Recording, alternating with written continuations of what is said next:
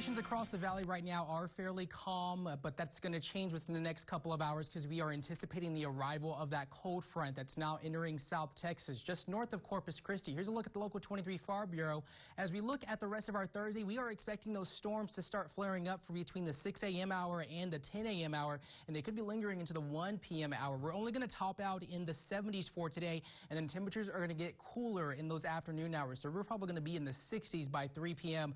This afternoon. Looking across Texas, seeing cooler temperatures behind this front. 59 right now in San Antonio, 48 in San Angelo, currently 28 degrees in Amarillo, and that front right there is just moving through the Corpus Christi area with them being in the low 70s there. Current temps right now in the low 70s across the valley, 71 in Weslaco, 69 in Rio Grande City. Those winds are out of the east between 3 and 6 miles an hour, and like I said, we're dealing with calm winds right now, calm conditions, but that's going to change. We're going to see those winds shift out of the north between 20-25 miles an hour, gusts up to 35 miles an hour. We are seeing a few showers that are moving south in Willacy, northern Cameron County, and portions of Hidalgo County. So if you're waking up from Elsa to Raymondville, you're probably seeing those isolated downpours right now. So give yourself enough time because roads are going to start becoming wet as we head into the next few hours. Future clouds and radar is showing relatively cloudy conditions, but as we look at that situation, we are expecting to continue to see those conditions be on the cooler side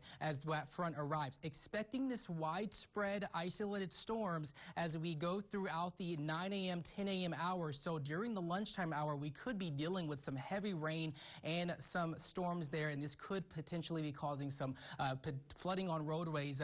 We're going to be dealing with this occasional heavy rain lasting throughout the 1 p.m. hour. So give yourself enough time. Definitely pack your lunch if you are going to work because the lunch hour is looking rather wet and messy there for the rest of this afternoon. Temperatures are going to be cooling into the 60s by this afternoon. Overnight lows tonight into Friday morning are going to drop into the 50s. So we're going to see that sweater weather. You're going to need somewhat of a light jacket for tomorrow morning with those highs only reaching the low 70s in the valley. So we're going to see the blunt end of this cold front tonight into tomorrow. But expecting those thunderstorms on the way as we head into the rest of our morning here. Future clouds and radar is we're tracking front number 1 that is going to be moving through today, but we're going to be relatively calm for next weekend.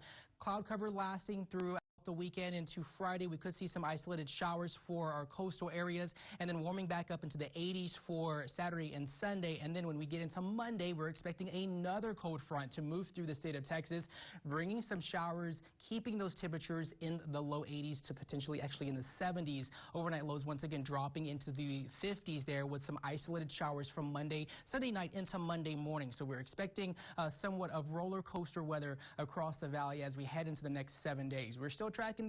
We are still in hurricane season. The good news, no activity expected within the next 5 days. We are seeing relatively calm conditions there, but as we head into our 7-day forecast, expecting those conditions to be rather wet and stormy for later this morning. Highs only reaching the high 70s with those highs about 73 for Friday, overnight lows in the 50s for the start of the weekend, and then up into the low 80s for Saturday, and then more rain chances on the way for Monday with another cold front, keeping those temperatures in the 70s for the start of next work week.